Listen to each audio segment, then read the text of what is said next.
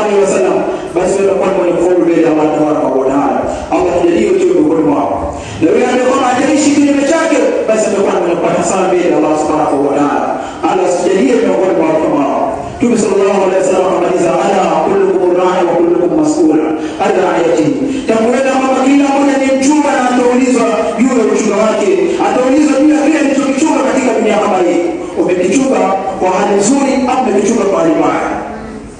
Kwa nini tusiwaangalie watoto wetu, tusiwasomeshe watoto wetu dini ya Allah tabaraka wa taala? Fursa ipo sahihi, takriban miezi miwili watoto wako nyumbani. Je, tunawaelimisha nini watoto kama hawa? Tunawalea vipi? Tunawaangalia vipi ndani ya miezi miwili hii ambao kwamba wako ndani ya baba yetu, wanaamka wanashinda mpaka jioni na wanalala? Lazima tutafakari kuhusiana na masuala kama haya. Hakika swala hili ni swala zito mbele ya Allah tabaraka wa taala. Tutakwenda kuulizwa kuhusiana na neema hii tuliyopewa na Allah tabaraka wa taala, neema ya watoto ambao kama Allah tabaraka wa taala kwa wengine amewanyima neema kama hiyo, lakini mimi na wewe Allah tabaraka wa taala akatujalia tuko ndani ya neema kama hiyo. Kwa nini tusiangalie vizuri watoto kama hao? Kwa hiyo Mtume sallallahu alaihi wasallam katuhimiza, akatuonyesha na akatuelezea kwamba kila mmoja atakayoulizwa katika kile anachokichunga.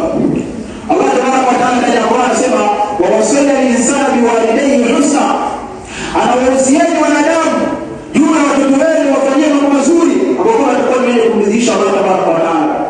Aliingia Allah tabaraka wa taala anasema, wa wasalla al-insana biwalidayhi ihsana, Allah tabaraka wa taala anawahusieni wanadamu juu ya hawa watoto walee katika hali nzuri, hali ambayo itakuwa mwenye kumridhisha Allah tabaraka wa taala, hali ambayo itakuwa ni sababu ya wewe katika kupandisha daraja mbele ya Allah tabaraka wa taala. Sisi tunataka kupandisha daraja katika dunia hii na watoto. Mtu mmoja asikia anafurahia akisikia kwamba mtoto wake ni dereva, ni daktari, ni injinia, anaona raha kwa kweli. Lakini haoni raha kwamba mtoto wake ameshikamana na dini ya Allah tabaraka wa taala. Haoni raha kwamba mtoto wake ni qari wa Qur'an, ni msomaji wa Qur'an. Haoni raha kwamba mtoto wake anadumu katika kuswali. Haoni raha sana kama haya. Lakini nia anaona raha kwa kweli. Kwa hiyo tutambue kwamba lazima tuweze kutekeleza yale ambayo tunafundishwa na Allah tabaraka wa taala, na tukitambua kwamba hawa watoto tutaulizwa na Allah subhanahu wa taala. Tukiangalia Hasan rahimahullah anasema kwamba Mungu waamrisheni hawa watoto wenu itaati Allah, katika kumcha Allah tabaraka wa taala.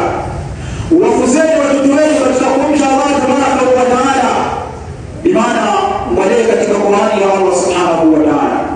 Wafundishe mafundisho ya Mtume Muhammad sallallahu alaihi wasallam. Waalimuhum khaira, na vile waelimishe katika kheri. Wafunze watoto wenu katika mambo mazuri, akhlaq nzuri, tabia nzuri, ambazo kwamba tabia nzuri hizi zitakuwa ni sababu ya wewe kupanda daraja wa mtu yule ambaye atakuwa na tabia nzuri. Kinyume chake kitakuwa kwenye kupata hasara mbele ya Allah. Allah tumsuru na watoto wetu. Allah tujalie